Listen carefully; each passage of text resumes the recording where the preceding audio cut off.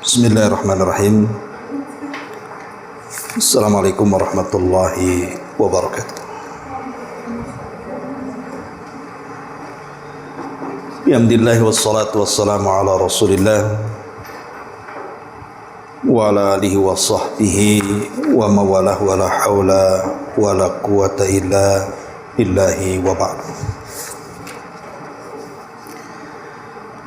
Alhamdulillah, segala puja dan puji hanya milik Allah subhanahu wa ta'ala. Salawat dan juga salam kita hadiahkan kepada Rasul kita Nabi besar Muhammad sallallahu alaihi wa ala alihi wasallam. Kita lanjutkan kajian kita, masih membahas Siratul Mustafa Nabi kita Muhammad sallallahu alaihi wasallam, dan kita masuk pada faktor pendorong kesabaran dan juga keteguhan atau ketegaran kaum muslimin ketika menghadapi cobaan dakwah.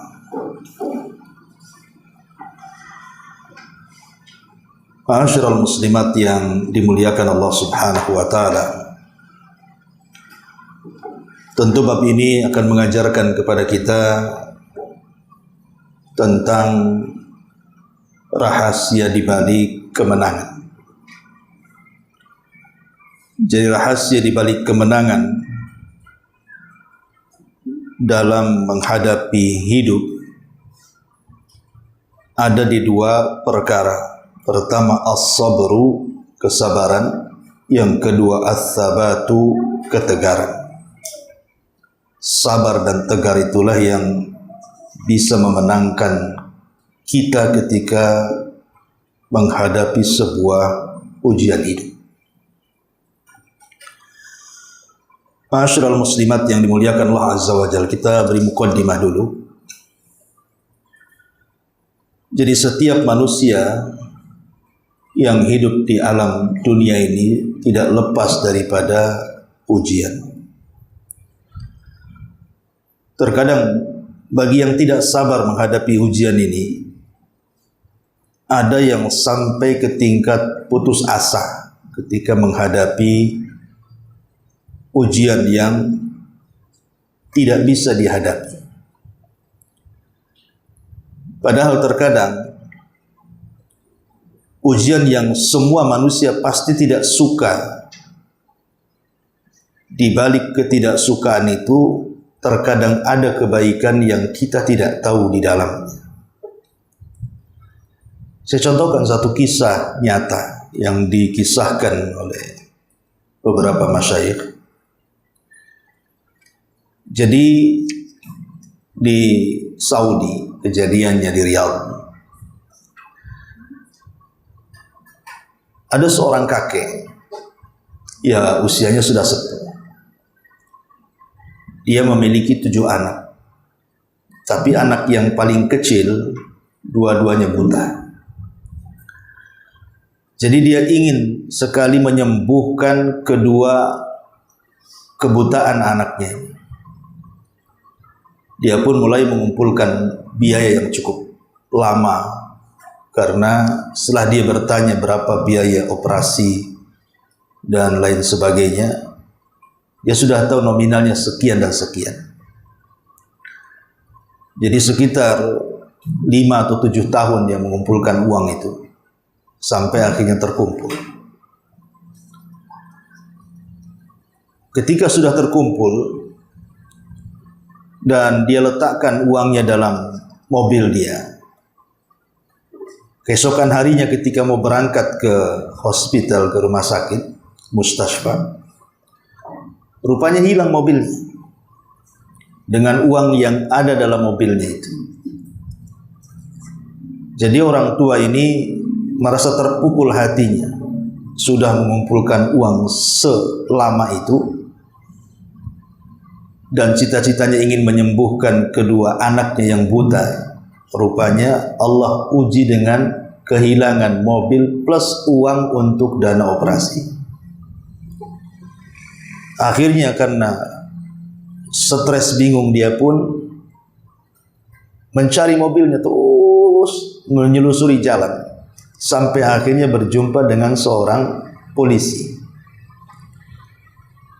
Kemudian bertanya kepada seorang polisi ini, menceritakan kondisi dia. Oh, dia punya 7 anak yang 2 buta, kemudian sudah mengumpulkan uang bertahun-tahun untuk membiayai operasinya, rupanya hilang plus dengan mobil-mobilnya. Tapi polisi Arab ini, dia berusaha menenangkan si kakek ini dan mengatakan, la'allahu khairun. Boleh jadi peristiwa ini ada kebaikannya. Tetapi orang tua ini tidak mengindahkan kata-kata polisi ini. Dia pun terus mencari. Setelah lama, beberapa bulan setelahnya, rupanya polisi ini menemukan informasi bahwa mobilnya itu ada di gurun pasir dalam kondisi selamat, tidak cacat. Dan uangnya juga ada di situ.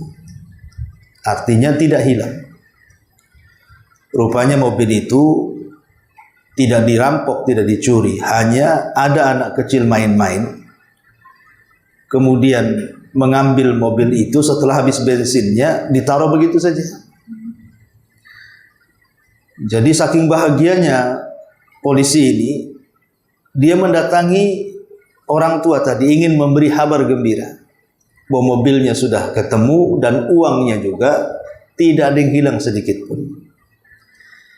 Setelah berjumpa dengan orang tua itu, tiba-tiba orang tua itu senyum-senyum dan mengatakan, sungguh aku punya kabar gembira kepadamu. Kata polisi ini, aku juga punya kabar gembira.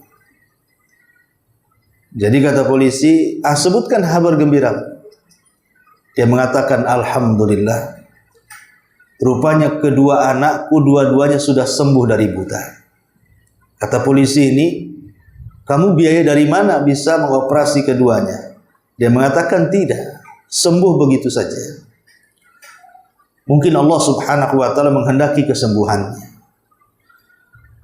Kemudian kata sang kakek ini kepada polisi, lalu apa kabar gembiramu kepadaku? Dia mengatakan, mobilmu sudah ketemu dan tidak ada yang cacat, uangnya pun sudah ketemu dan tidak ada yang berkurang. Maka kakek ini mengatakan, alhamdulillah. Lihat, terkadang apa yang dikatakan oleh Allah subhanahu wa ta'ala, wa asa an takrahu syai'an wa huwa khairul lakum. Apa-apa yang Anda anggap benci boleh jadi itu baik di hadapan Allah. Kita tidak tahu. Seandainya kemudian mobil itu tidak diambil anak-anak, kemudian 2 anaknya dioperasi, boleh jadi mungkin lebih parah kondisi matanya. Ataupun boleh jadi kemudian habis ludas uangnya. Tapi sekarang Allah subhanahu wa ta'ala memberikan 2 nikmat yang besar. Pertama, kesembuhan anaknya tanpa operasi. Yang kedua, mobil dan uangnya sudah kembali. Nah, ini kan semua skenario Allah subhanahu wa ta'ala. Bahwa terkadang musibah itu yang kita anggap benci, rupanya ada kebaikan di sisi Allah subhanahu wa ta'ala. Makanya dalam bab ini pengarang ingin mengajarkan kepada kita tentang contoh dari rahasia kemenangan Rasul dan para sahabatnya dengan cara senantiasa sabar dan tegar ketika menghadapi musibah dan cobaan. Ma'asyiral muslimat yang dimuliakan Allah subhanahu wa ta'ala, kita tahu bahwa keteguhan hati ketika menghadapi cobaan itu tidak bisa dihadapi dengan dunia. Sehebat apapun orang itu dengan kekayaannya, anggaplah kaya raya, orang paling kaya se-Indonesia, kalau diberikan ujian oleh Allah subhanahu wa ta'ala, belum tentu kekayaan itu bisa menenangkan hatinya. Mustahil. Betapa banyak orang-orang kaya itu yang contoh umpamanya pasangannya meninggal, dia nggak tahan, ada sampai gila, ada yang sampai kemudian seolah-olah kekayaan itu percuma saja, atau mungkin anaknya meninggal Karena dia mencari kekayaan itu untuk diwariskan kepada anaknya. Tahu-tahu anaknya meninggal. Jadi kekayaan itu tidak bisa menjadikan orang sabar dan tidak bisa juga menjadikan orang tegar. Jadi dunia itu tidak bisa apa-apa. Lalu apa yang bisa menjadikan orang sabar dan tegar itu? Itulah ketika manusia terpikir tentang akhirat, terpikir tentang kehidupan setelah kematian. Hanya dengan itulah orang bisa sabar. Makanya kenapa kematian ini kalau dipandang orang kaya maka akan menyempitkan hidupnya. Tapi kalau dipandang oleh orang miskin maka akan meluaskan hidupnya.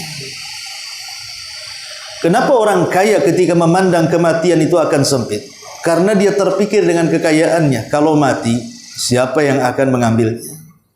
Mungkinkah dibawa ke dalam kuburannya? Mustahil, sempit hatinya. Lalu buat apa dia kaya kalau kemudian dia meninggalkan kekayaan dengan kematiannya? Makanya orang kaya kalau mengingat kematian sesak dadanya dia. Karena takut rumahnya, mobilnya, ATM-nya, kebunnya akan ditinggalkan dia. Tapi sebaliknya orang miskin kalau melihat kematian maka akan meluaskan hidupnya. Dan dia berpikir bahwa kehidupan dunia ini bukan kehidupan selamanya. Bahwa kemiskinan itu ada batasnya. Orang miskin itu kan ada batasnya. Dengan kematian selesailah kemiskinannya itu. Tetapi kalau dia orang yang beriman, orang miskin yang soleh dan soleha, maka dia yakin bahwa ada kehidupan yang bisa membahagiakan kehidupan dia setelah kematiannya. Makanya walaupun susah cari uang orang miskin itu, dengan keimanan dan melihat kematian itu menjadi lapang. Tidak apa-apa saya miskin di dunia, tapi pula jangan miskin di akhirat. Nah itulah yang kemudian menjadi kaidah para sahabat Nabi SAW. Kenapa mereka bisa sabar, bisa tegar ketika menghadapi musibah? Karena di awal-awal dakwah ini, apalagi periode Mekah, itu ujian dan badai cobaan itu luar biasa. Sampai-sampai ada seorang sahabat namanya Khabbab ibn Arad radhiyallahu anhu. Saking tidak tahannya disundut oleh besi panas, karena disuruh murtad. Kan kebetulan dia sebagai pekerja pandai besi, ya setiap hari kan besi panas kalau di pandai besi. Jadi majikannya selalu mengambil besi panas kemudian menyundutkan di semua badannya setiap hari, supaya dia keluar dari agama Nabi SAW. Tapi dia tetap kokoh. Tapi namanya sahabat, dia juga manusia sama dengan kita. Tapi kemuliaan mereka jauh menandingi kita karena mereka melihat Nabi dan masuk Islam di zaman Nabi dan meninggal di atas agama Nabi. Jadi Khabbab juga manusia, tidak tahan dengan siksaan hari-hari itu. Maka dia datang menemui Nabi SAW lah ketika itu Rasul sedang bersandar di kiswah Ka'bah. Jadi dia memohon kepada Rasul, ya Rasulullah, ala tad'ulana ala tastaghfir lana. Rasul, tidakkah kau iba melihat kami? Berdoalah kepada Allah. Berdoalah kepada Allah, percepat kemenangan untuk kita. Karena dia udah nggak sabar masalah. Hari-hari disiksa. Sehingga dia terucap kalimat itu, ya Rasulullah, tidakkah kau iba kepada kami? Karena kalau Nabi SAW dilindungi oleh paman-pamannya, ya. Kemudian Abu Bakar dan juga beberapa para sahabat dilindungi kabilahnya. Lah kalau Bilal, Khabbab dan budak-budak yang lain, siapa yang melindunginya? Sehingga disiksa pun tidak bisa membela dirinya. Makanya dia tidak tahan dan mengatakan, berdoalah kepada Allah ya Rasul agar Allah segerakan kemenangan untuk kita. Tapi Nabi SAW mengatakan, ya Khabbab, kemenangan itu akan datang sampai nanti ada orang yang berjalan dari Son'a ke Hadral Maut Yaman, tidak takut kecuali kepada Allah. Tetapi engkau tergesa-gesa wahai Khabbab, ya. Lihat umat dulu, kata Rasul, ada orang yang digergaji separuh badannya sehingga belah, mereka tidak murtad dari agamanya. Ada orang yang dikubur hidup-hidup, mereka juga tidak melepaskan agamanya. Ada orang yang disisir dengan sisir besi sehingga terkelupas antara daging dan tulangnya pun tidak bergeming dari akidahnya. Wahai Khabbab, tenang, kemenangan itu pasti datang. Ya. Lihat Nabi SAW memberikan hiburan kepada Khabbab. Dan lihat pula Khabbab bagaimana periode Mekah pertama ini sangat luar biasa gitu ya. Tekanan ujian kepada para sahabat Nabi SAW yang bertubi-tubi dari orang-orang Quraisy. Tapi kenapa bisa mereka sabar? Kenapa bisa mereka itu tegar, tidak murtad dari agamanya? Justru semakin disiksa semakin kuat imannya. Semakin disiksa semakin teguh megang agamanya. Inilah rahasianya. Kenapa sampai bisa, apa pendorong kesabaran dan ketegaran para sahabat di zaman itu? Ya. Baik, masyarul muslimat yang dimuliakan Allah Azza wa Jalla. Yang pertama di sini disebutkan yang menjadikan mereka tegar dan kuat itu karena iman yang teguh kepada Allah. Keimanan yang teguh kepada Allah Subhanahu wa taala itulah faktor utama kenapa mereka sangat sabar dan tegar menghadapi ujian. Betul-betul keimanan kepada Allah, yakin bahwa ini adalah agama yang hak, agama yang harus dibela, agama yang akan menyelamatkan dia dan akhiratnya, agama yang senantiasa akan menolong dia dan menjaganya, dan begitu seterusnya. Keimanan yang kokoh itulah yang menjadikan kenapa para sahabat seolah-olah tidak peduli dengan ujian. Contoh Bilal bin Rabah. Di masa Umar bin Khattab radhiyallahu anhu, Umar bernostalgia dengan para sahabat yang masuk Islam di awal-awal. Jadi Umar ketika menjadi khalifah dikumpulkanlah sahabat-sahabat senior. Ya, di situ ada Khabbab, di situ ada Bilal, di situ ada banyak para sahabat, Abdullah bin Mas'ud dan yang lainnya. Jadi Umar bin Khattab radhiyallahu anhu kemudian menceritakan tentang kisah masa lalu, dan mereka juga tahu karena mereka juga hidup di zaman itu. Kemudian Umar mengatakan, ceritakan kepadaku apa yang kalian pernah rasakan dari keperitan memperjuangkan agama Allah di masa Rasul hidup. Jadi sahabat berceritalah, dulu aku disiksa, dulu aku begini. Termasuk Khabbab, dia membuka pakaiannya, rupanya tidak ada satupun dari badannya kecuali ada bekas sudutannya. Tapi yang menarik adalah Bilal bin Rabah. Jadi ketika Bilal bin Rabah ditanya, ya Bilal, kenapa anda bisa kuat menahan siksa Umayyah ibn Khalaf? Kenapa engkau masih hidup? Ya. Kenapa engkau tidak murtad gitu? Kenapa engkau bisa istiqamah dan sabar? Jawaban Bilal, dia hanya mengatakan, karena sewaktu aku dicambuk oleh Umayyah ibn Khalaf dan tidak berhenti cambukan sampai capek yang menyambuknya itu. Belum lagi diikat di batu, kemudian diterikkan di padang pasir dengan panas derajat yang sangat tinggi.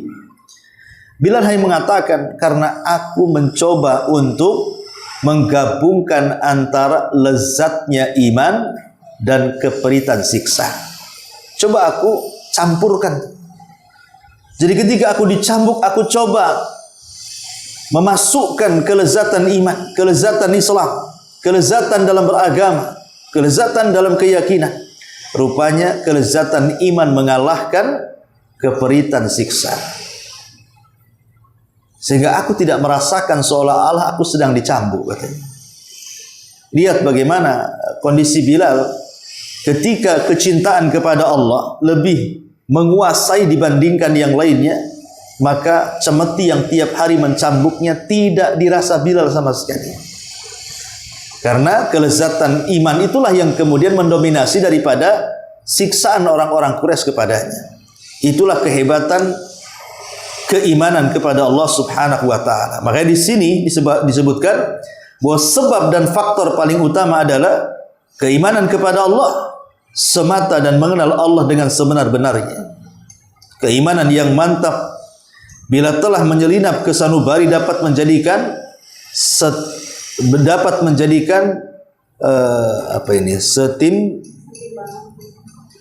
setimbangan gunung dan tidak akan goyah. Orang yang memiliki keimanan yang kokoh dan keyakinan yang mantap seperti ini akan memandang kesulitan duniawi sebesar-besarnya atau sebanyak-banyaknya dan serumit apapun jika dibandingkan dengan keimanannya, ibarat lumut-lumut yang diapungkan oleh air bah yang berubah menghancurkan bendungan kuat dan benteng yang kokoh. Artinya ujian seberat apapun, kalau sabar dan tegar, itu bagi dia kecil, gitu maksudnya.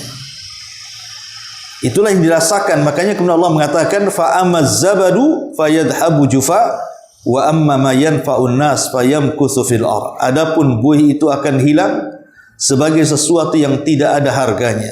Adapun yang memberi manfaat kepada manusia maka itulah yang tetap. Artinya buih-buih itu artinya ujian-ujian. Makanya sering saya katakan, Bu, saya ibu atau siapapun lah, selama hidup di dunia ini pasti akan mengalami ujian yang kita rasanya tidak bisa keluar dari situ. Pasti itu. Saya ibu atau siapapun, kalau belum merasakan, nanti pasti akan merasakan. Pasti akan ditimpa dengan sebuah ujian dari Allah, kesulitan yang luar biasa, yang gak bisa kita keluar dari situ. Seolah-olah seperti itu. Wah, kiamat nih. Wah, pusing saya. Tapi seiringnya waktu, terkadang ujian-ujian itu sudah lupa. Bahkan bisa tersenyum pun. Siapa yang menghilangkan ujian itu? Allah Subhanahu wa ta'ala. Artinya bahwa itulah buih terkadang banyak sekali ibarat daripada ujian, tapi nanti juga akan hilang. Karena tidak mungkin Allah itu menciptakan manusia dalam satu kondisi susah terus, mustahil. Pasti akan dirubah-rubah oleh Allah kehidupan manusia itu. Pasti susah, pasti juga senang. Ya, senang susah itu akan terus berganti-ganti dalam kehidupan kita, dan itu berdasarkan nas Quran, wa tilkal ayyam nudawiluha bainan nas. Yang namanya hari itu kan diputar-putarkan itu. Kadang senang, kadang susah, kadang sedih, kadang bahagia, kadang menangis, kadang tertawa, dan begitu seterusnya. Jadi ujian itu akan mudah dihadapi bagi orang-orang yang percaya dengan Allah Subhanahu wa ta'ala, bahwa di balik ujian ini boleh jadi Allah sedang mengangkat derajat kita, boleh jadi Allah Subhanahu wa ta'ala sedang menghapus dosa-dosa kita, boleh jadi Allah sedang menegur kita, kita tidak tahu hikmah di balik ujian ini apa. Terkadang kenapa Allah Subhanahu wa ta'ala ketika memberikan ujian, contohnya sakit, kok lama sembuhnya? Padahal dia sudah berusaha menyembuhkannya. Boleh jadi kalau dia sembuh, dia maksiat lagi. Sengaja dia dibuat sakit supaya dijauhkan dari maksiat dan mudah bertobat kepada Allah. Kita tidak tahu kan begitu. Ketika kemudian orang gulung tikar usahanya, dan diupayakan tetap juga tidak naik-naik usahanya. Boleh jadi Allah sengaja tidak sukseskan dulu usahanya, sebab kalau disukseskan melampaui batas hidupnya nanti.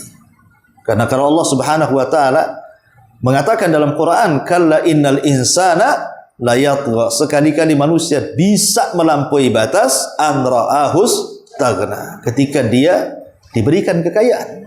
Makanya sengaja tuh dibangkrut-bangkrutkan, nggak naik-naik. Sebab kalau seandainya dia sukses, jangan-jangan dia lupa pula. Yang tadinya hadir terus di pengajian, hilang pula di pengajian. Yang tadinya sering hadir di masjid, malah tidak pernah menginjak masjid lah. Ada hikmah-hikmah di situ, namanya hikmah Rabbani yang kita tidak tahu. Hikmah Rabbani itu kita tidak tahu apa maksudnya Allah.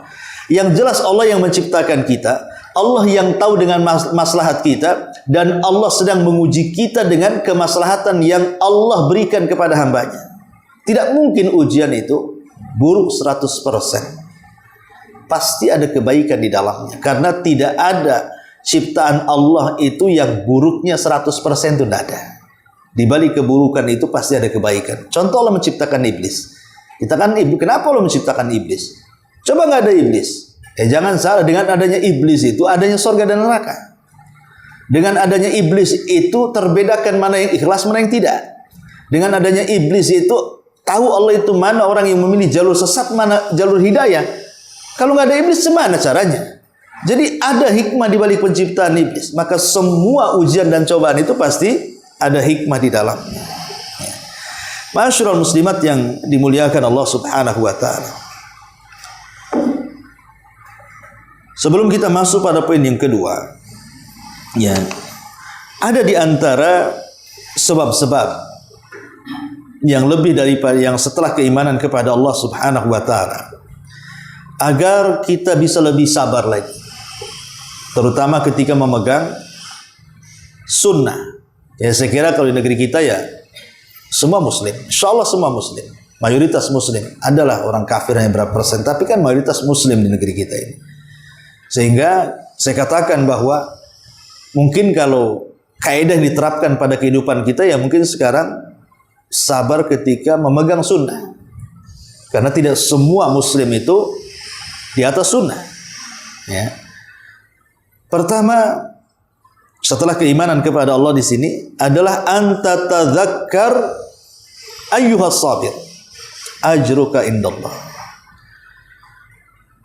Hendaklah mengingat, wahai orang yang sabar, bahwa pahalamu telah disimpan oleh Allah Subhanahu wa taala. Artinya, kalau kita yakin bahwa pahala sabar itu disimpan oleh Allah Azza wa Jalla dan lipatannya tidak ada yang tahu kecuali Allah, maka dia akan semakin sabar lagi. Karena tahu bahwa kalau sholat jelas pahalanya gitu ya, terhitung. Kemudian puasa, haji, sedekah, baca Quran, zikir, itu terhitung pahalanya. Tapi sabar ini tidak terhitung pahalanya. Makanya Allah Subhanahu wa taala mengatakan innama yuwaffas sabiruna ajrahum bighairi hisab. Allah itu akan memberikan pahala kepada orang-orang yang sabar itu tanpa batas. Jadi orang kalau berpikir, oh pahala saya makin hari makin banyak, setiap hari kita sabar, setiap hari menggelembung pahala kita di hadapan Allah, maka dengan mengingat pahala, maka itu salah satu bukti bisa menambah kesabaran. Yang kedua, di antara sebab juga yang bisa menolong supaya kita tetap sabar di atas ujian adalah dengan mengingat sejarah. Sufyan Ats-Tsauri rahimahullah ta'ala mengatakan sejarah itu adalah jundun min junudillah. Dia adalah tentara dari tentara Allah. Maksudnya apa? Sejarah itu tentara daripada tentara Allah. Maksudnya setiap ujian yang kita hadapi ini pasti sebelumnya para nabi, para rasul, ataupun orang-orang soleh pernah mengalaminya. Jadi bukan kita saja yang mendapatkan ujian, tapi orang-orang dulu pun sama mendapatkan ujian, bahkan mungkin lebih parah dibandingkan kita. Jangan jauh-jauh kepada Nabi kita Muhammad SAW saja. Kalau kita membandingkan kehidupan kita dengan kehidupan Nabi, ujian mana yang pernah kita lewati, Rasul pernah melewatinya. Maka kalau itu yang terjadi, kita membaca sejarah. Kalau kita sakit, kita membaca sejarah Nabi Ayub, bagaimana sakit berkepanjangan selama 18 tahun tapi dia sabar. Kalau kita diuji dengan dakwah, semua para nabi juga diuji dengan dakwah. Kalau diuji dengan ekonomi, para nabi juga banyak yang miskin. Rasul pernah juga penggembala kambing bertahun-tahun. Bahkan ketika pindah ke Madinah, Rasul tidak pernah makan enak sampai mati. Jadi apa yang kemudian dipikirkan dari musibah kalau kita bandingkan musibah kita dengan musibah para nabi? Makanya kemudian yang kedua yang bisa meningkatkan sabar kita ini, lihatlah kesabaran mereka. Kemudian yang ketiga, di antara yang bisa menambah kesabaranlah antash'ura ayyuhal mubtada bima'iyatillahi azza wa jalla. Hendaklah merasakan setiap orang-orang yang ditimpa musibah bahwa di balik musibah itu ada kebersamaan Allah di dalamnya. Abu Bakar Siddiq radhiyallahu anhu dan juga Nabi pernah terperangkapkan di Gua Sur, bersembunyi di situ.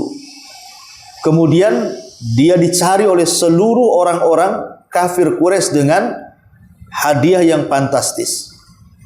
Nabi dihadiahi 100 ekor unta, Abu Bakar dihadiahi 100 ekor unta. Berarti 200 ekor unta. Siapa yang bisa menangkap keduanya? Ya. Sampai ada para prajurit itu, tentaranya Abu Jahal, berhasil dekat dengan gua dan posisi mereka berada di atas. Jadi guanya di bawah, ini orang-orang yang menggaji itu ada di atas. Sampai kata Abu Bakar, kalau kakiku menjulur saja ke depan begini, pasti ketahuan. Tapi Nabi SAW melihat ketakutan Abu Bakar. Harusnya kan Nabi yang takut. Kan Nabi yang diincar, bukan Abu Bakar. Tapi Abu Bakar ketakutan itu bukan karena dirinya. Dia takut Nabi terkena tangkap. Makanya kemudian yang aneh, Rasulullah SAW mengatakan kepada Abu Bakar, ya Aba Bakrin, ma dhannuka bisnaini Allahu sadithuhuma. Wahai Abu Bakar, gimana pendapat saya dan kamu hanya berdua? Ingat, ada yang ketiganya yang menjaga kita, Allah Subhanahu wa ta'ala. Jangan kau sedih, jangan kau takut.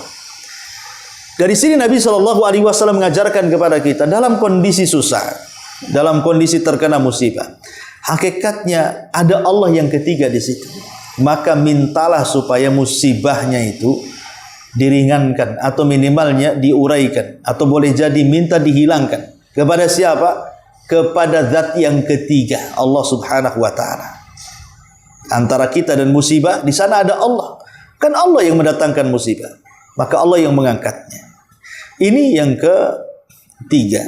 Yang keempat, anta'lama anna Allah sayajma' bainaka wa baina man zalamaka. Ingat, kalau memang ujian dan musibah itu berangkat dari kezaliman orang kepada kita. Mungkin orang itu menghina kita, mencaci maki kita, mengambil hak kita, mengata-ngatain kita, membuli kita, atau apa namanya, yang sifatnya sifat zalim. Maka yakin bahwa satu hari nanti, walaupun kita di dunia tidak bisa menghadapi kezaliman orang zalim, nanti ada hari di mana kita akan dikumpulkan bersama mereka orang-orang yang menzalimi kita di hadapan Allah. Di situ terjadi qisas. Dan inilah yang menenangkan hati kita, bahwa Allah tidak tidur. Di dunia saja orang-orang yang mazlum, dizalim itu mustajab doanya, apalagi di akhirat. Ya, maka dengan keyakinan bahwa akan ada balasan kepada orang-orang yang menyakiti kita, ini bisa menambah kesabaran. Ini yang keempat. Kemudian yang kelima, di antara juga sebab-sebab yang bisa menanamkan kesabaran adalah lihat akibat orang-orang kafir. Lihat akibat orang-orang kafir. Orang-orang yang mereka tidak sabar. Ya. Tidak sabar dengan ajakan para nabi mereka kepada mereka, sehingga mereka menentang para nabinya. Akibat ketidaksabaran orang-orang kafir, maka Allah Subhanahu wa taala berikan mereka azab yang begitu pedih dari zaman ke zaman. Itu akibat orang-orang yang tidak sabar, menentang nabinya justru. Maka akan ada akibat yang buruk. Ini yang kelima. Kemudian yang keenam juga, anta'lama annal faraja qaribun. Ingatlah, musibah itu tidak lama. Musibah itu tidak lama, pasti ada waktunya musibah itu diangkat oleh Allah Azza wa Jalla. Dan ingat bahwa Allah Subhanahu wa taala mengatakan, inna ma'al usri yusran, inna ma'al usri yusra. Fa inna ma'al usri yusra, inna ma'al usri yusra. Di sini Allah Subhanahu wa taala menyebut dua kata. Pertama al-usr. Kemudian yang kedua kata-kata yusra. Al-usr itu artinya sulit, yusra itu mudah. Allah ulang dua kata. Inna ma'al usri yusra, inna ma'al usri yusra. Kalimat al-usri menggunakan alif lam dua-duanya. Al-usri yang pertama menggunakan alif lam, al-usri yang kedua juga menggunakan alif lam. Tapi yusran yang pertama menggunakan tanwin, sebagaimana yusran yang kedua menggunakan tanwin. Secara ilmu usul fiqh, ya, bahwa alif lam itu menunjukkan ma'rifat, lain dengan nakirah menunjukkan umum. Seolah-olah Allah ingin mengatakan bahwa kalimat al-usri yang pertama adalah usri yang kedua. Tetapi kalimat yusran, kemudahan yang pertama, bukan kemudahan yang kedua. Mungkin lebih jelasnya. Jadi al-usri yang pertama dengan usri yang kedua itu satu, berarti satu kesulitan. Tapi yusron yang pertama dengan yusron yang kedua itu berbeda. Seolah-olah banyak kemudahan. Jadi kalau seandainya Allah memberikan satu kesulitan kepada kita, Allah sediakan dua kemudahan, tiga kemudahan, empat kemudahan. Gitu maksudnya. Jadi ujian itu sedikit, kemudahan itu banyak. Cuman kadang-kadang kita ini melihat kesulitannya, tidak melihat kemudahannya, sehingga kemudian tidak pernah berkacamata di situ. Ingat bahwa ujian itu akan berlalu, itu maksudnya, dan akan datang kebahagiaan. Kemudian juga yang ketujuh, Di antara sebab-sebab sabar itu anta'lama anna kulla bani Adam mubtala. Ingatlah bahwa semua anak Adam itu pasti diuji. Maka lihatlah ujian kita dengan ujian orang lain. Kalau kita umpamanya diuji kesehatan, lihat ada orang yang lebih parah dari sakit kita. Kalau ada orang diuji dengan kefakiran, kita lihat ada orang yang lebih fakir dibandingkan kita. Jadi kalau kita senantiasa melihat ke bawah dalam setiap ujian itu, maka kita akan tenang hidupnya. Jangan melihat ke atas. Kita kena sakit, nengok ke atas yang sehat. Ya kita akan kufur nikmat jadinya. Kita miskin, lihat pula orang kaya. Ya akan kufur nikmat jadinya. Makanya kalau ingin sabar, yakini bahwa setiap anak Adam itu terkena ujian dan cobaan. Dan terkadang ujian dan cobaan yang kita alami itu rupanya masih ada saudara kita yang jauh lebih parah dibandingkan kita. Ini yang ketujuh. Yang kedelapan, ya, ayyakuna laka ataupun an yakuna laka an yudzakiruka billah wa yukhaffif ankal alamak fa innamal mar'u bi ikhwani. Ya. Kemudian yang kedelapan, hendaklah diingatkan. Ujian itu hendaklah mengingatkan kita kepada Allah. Makanya ada istilah bergelimang dengan dunia tapi melalaikan dia dari Allah. Itu lebih bahaya dibandingkan orang yang diuji dengan dunia tapi masih diingatkan dengan Allah. Jadi mendingan diuji oleh Allah tapi masih mengingatkan kita kepada Allah dibandingkan dibentangkan dunia tapi melalaikan kita dari Allah. Maka ini penting bahwa jadikan setiap ujian itu mengingat Allah. Bahwa boleh jadi Allah itu ada maksud yang kita tidak tahu. Dulu ada murid saya satu itu kerja di PT Muka Kuning. Ya. Jadi ketika terjadi PHK, nama dia ada di situ. Wah, dia setiap malam WA, telepon, gimana nih Ustadz? Anak saya banyak, cicilan rumah belum kena juga, ini ada motor, macam-macam cicilan gitu ya kan. Tapi habis tahun tidak pernah kontak dengan saya lagi. Tiba-tiba dia datang, nyumbang pula dia. Nyumbang ke Jabal Luhut berapa juta gitu kan. Dia cerita, alhamdulillah sekarang saya sudah jadi wira swasta, Ustadz, sudah jualan. Dan sukses, ya. Justru pendapatan per bulannya 10 kali lipat dari gaji yang dia terima di PT-nya itu. Dan siapa yang tahu kan begitu? Itu kan skenario Allah.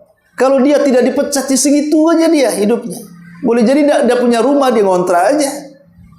Nah, ini kan salah satu bukti bahwa di situ ada hikmah kita yang tidak tahu, skenario Allah. Jangan dipandang dipecat itu sebuah keburukan, boleh jadi ada kebaikan di balik pemecatan itu. Nah ini juga kenapa kemudian setiap ujian itu diingatkan kita kepada Allah Subhanahu wa taala. Kemudian yang terakhir yang nomor 9,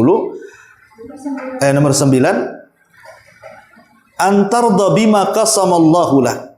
Supaya lebih tenang dan lebih sabar lagi, redholah dengan pemberian Allah Subhanahu wa taala. Redholah dengan ujian yang Allah anugerahkan kepada kita, yang Allah berikan kepada kita. Kalau itu berupa harta, kalau memang diberikan banyak, kita katakan alhamdulillah, binikmatihi tatimmus shalihat.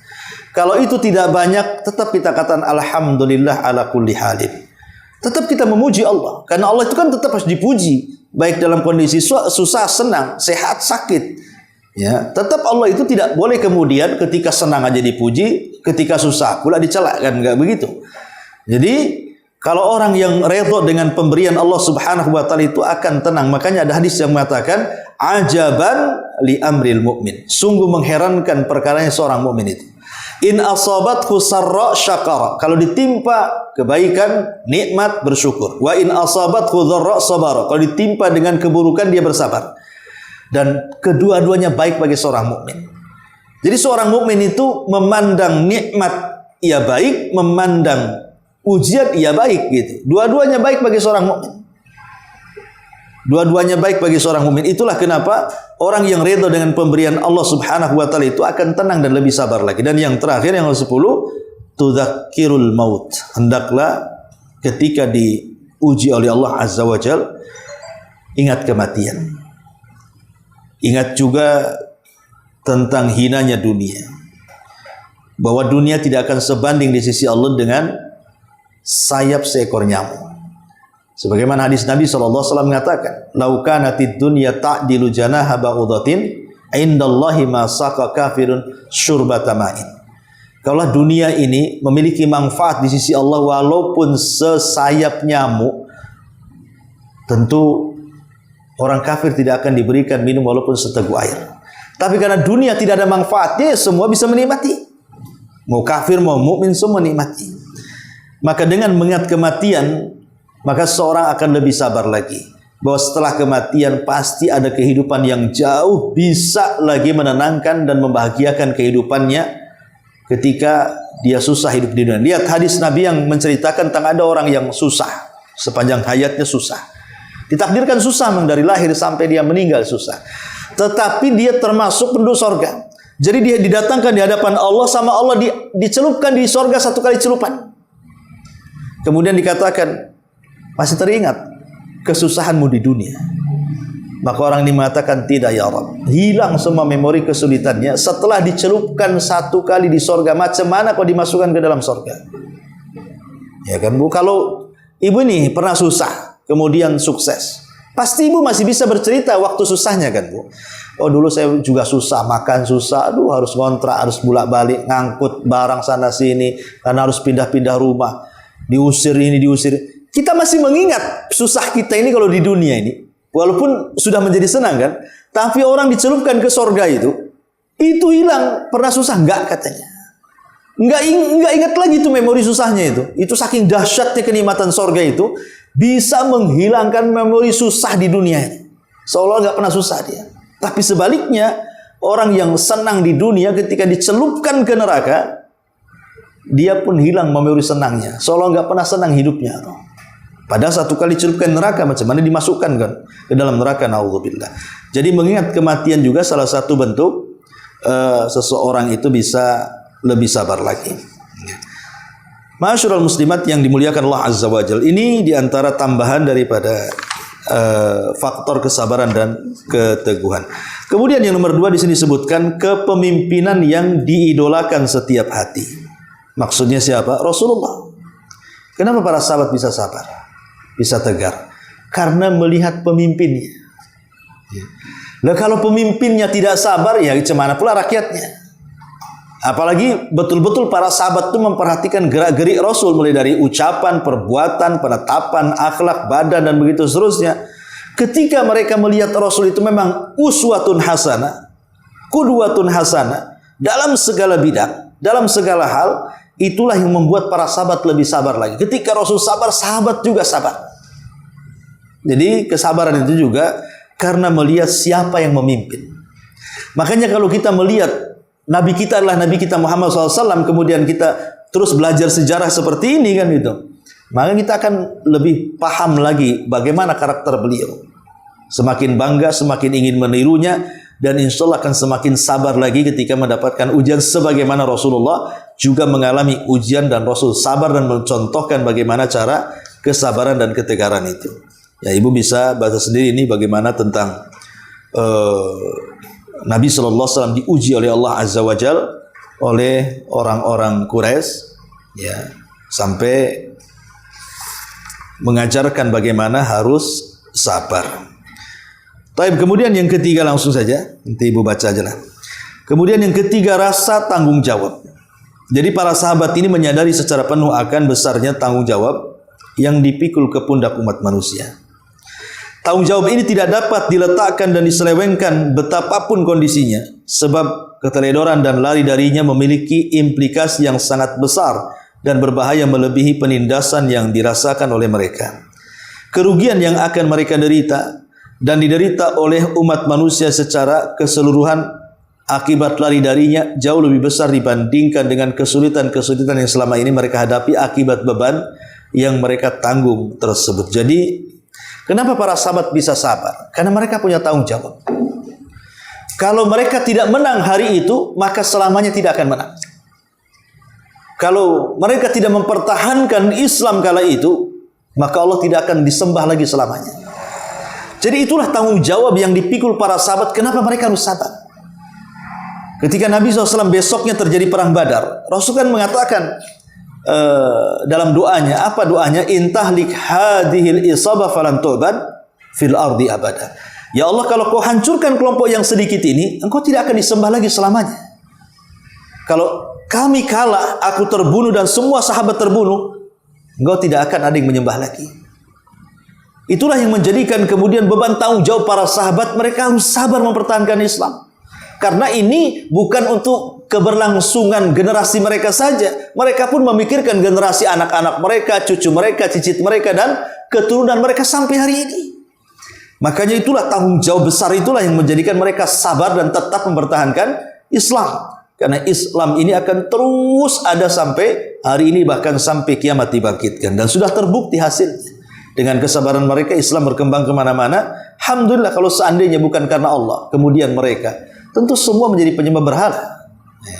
Nah, ini tanggung jawab kuat para sahabat. Dan itu juga sama. Kalau kita ini dalam berdakwah merasa bertanggung jawab bahwa ini adalah tanggung jawab kita semuanya, bukan tanggung jawab seorang ustadz saja, maka dakwah ini akan mudah menyebar. Ya, karena kan tanggung jawab kita semua. Ya, minimalnya kepada keluarga. Nah, ini juga yang ketiga. Kemudian yang keempat, iman kepada akhirat. Inilah yang lebih memantapkan para sahabat. Kenapa para sahabat itu mereka sampai dicaci, dimaki, sampai ada yang dibunuh seperti keluarga Ammar bin Yasir itu kan. Kenapa? Karena mereka yakin dengan akhirat. Ingat ketika Rasul lewat, Rasul waktu itu kan masih sedikit ya para sahabat. Rasul pun tidak bisa menolong ketika keluarga Ammar disiksa. Hanya bisa memandang dari jauh. Bagaimana Sumayyah dibunuh, bagaimana Yasir dibunuh. Kemudian Ammar juga disiksa gitu ya. Dan sahabat yang lain juga disiksa. Sahabat tidak bisa menolong karena mereka di waktu lemah waktu itu kan. Tapi Rasul hanya bisa mendoakan keluarga Ammar bin Yasir. Apa kata Rasul? Ya Ammar, ya isbiru ya ala Yasir, fa inna mau'idakumul jannah. Bersabarlah wahai keluarga Yasir, bahwa tempat duduk kalian di surga. Jadi dengan diingatkan akhirat itu semakin sabar lagi mereka. Nggak apa-apa susah-susah di dunia, tapi nanti di akhirat mereka akan mendapatkan kebahagiaan. Nah, di sini dijelaskan tentang iman kepada akhirat ini. Ini merupakan faktor, salah satu faktor yang menguatkan tumbuhnya rasa tanggung jawab tersebut. Mereka memiliki keyakinan yang kuat bahwa kelak mereka akan dibangkitkan menghadap Rabb mereka. Kemudian juga akan dihisab amal-amal mereka dan sedetil-detilnya, baik yang besar maupun yang kecil. Jadi hanya ada dua pilihan, ke surga ataupun ke neraka. Mereka menjalani kehidupan antara rasa takut dan pengharapan, mengharap rahmat Rabb mereka dan takut akan siksanya. Mereka adalah sebagaimana yang difirmankan, walladzina yu'tuna ma atau wa qulubuhum wajilah. Dan orang-orang yang memberikan apa yang telah mereka berikan dengan hati yang sangat takut kalau amal mereka tidak diterima. Ayat ini ada asbab nuzulnya. Jadi Aisyah radhiyallahu anha ketika ditanya oleh para sahabat tentang surah Al-Mu'minun ayat 60 ini, dan orang-orang yang mereka telah memberikan apa yang telah mereka berikan, mungkin sebagian mereka ada yang sudah bersedekah banyak, sudah menghabiskan waktu-waktunya untuk sholat, menghabiskan waktu-waktunya untuk baca Quran, untuk berzikir, untuk puasa, untuk haji, untuk umrah. Pokoknya mereka sudah banyak memberikan kepada Allah ibadah-ibadah yang luar biasa. Tetapi walaupun demikian, hati mereka tetap takut. Takut kalau ibadah-ibadah itu tidak diterima. Sehingga kemudian para sahabat yang bertanya kepada Aisyah Ummul Mukminin ini, wahai Aisyah, apa yang Anda maksudkan dengan ayat surah Al-Mu'minun 60 itu? Kata Aisyah, mereka bukan orang-orang yang makan riba kemudian bertobat. Bukan orang-orang yang mencuri kemudian bertobat. Bukan orang-orang yang berzina kemudian bertobat, tapi mereka adalah orang-orang yang berpuasa, orang-orang yang haji, orang-orang yang sedekah. Kemudian mereka takut kalau puasa, haji dan sedekahnya tidak diterima oleh Allah. Makanya sering saya katakan, Bu, ibu nih ibadah dari kemarin sampai hari ini atau yang dulu-dulu, siapa yang tahu diterima? Apa tahu ibu diterima ibadah ibu? Karena ada yang tahu. Pengajian hari ini saja apakah berpahala atau tidak, kan tidak ada yang tahu. Tidak ada yang tahu puasa kita diterima, sholat kita diterima, tidak ada yang tahu apakah diterima ataukah tidak. Sama dengan orang yang berbuat maksiat kemudian tobat, kemudian baca istighfar, apakah dia yakin tobatnya diterima atau tidak? Tidak ada yang tahu, ya. Baik orang yang beramal dengan amalan soleh dia tidak tahu diterima tidaknya, ataupun orang yang berbuat jahat kemudian bertobat diterima tidak ada yang tahu kecuali Allah. Tahunya nanti kalau sudah mati. Oh, baru tahu ini amalan ini yang diterima, ini yang tidak. Oh, ini tobat yang diterima, ini yang ditolak. Nanti kalau sudah mati baru tahu. Kalau di dunia tidak tahu. Lah karena tidak ada yang tahu di dunia ini amalan kita diterima atau tidak, atau tobat kita diterima atau tidak. Makanya dulu para ulama salaf mereka sangat takut. Ya. Sehingga mereka senantiasa menggabungkan antara rasa takut dengan harap. Takut kalau seandainya amalan mereka ditolak, berharap kalau seandainya amalan diterima. Takut kalau seandainya tobatnya ditolak, berharap kalau tobatnya diterima. Nah, itulah mereka senantiasa mengiringkan kalimat ini. Sehingga ketika kemudian harapan dan takut itu senantiasa ada, maka itulah salah satu yang bisa mengokohkan iman, sabar dan juga ketegaran dalam Islam. Nah, ini diantara yang keempat lah iman kepada hari akhirat, ya. Kemudian yang kelima Al-Quran. Jelas ya, Al-Quran adalah risalah Islam yang di dalamnya penuh dengan ayat-ayat yang menjelaskan tentang kesabaran dan ketegaran, ya. Wallahu a'lam.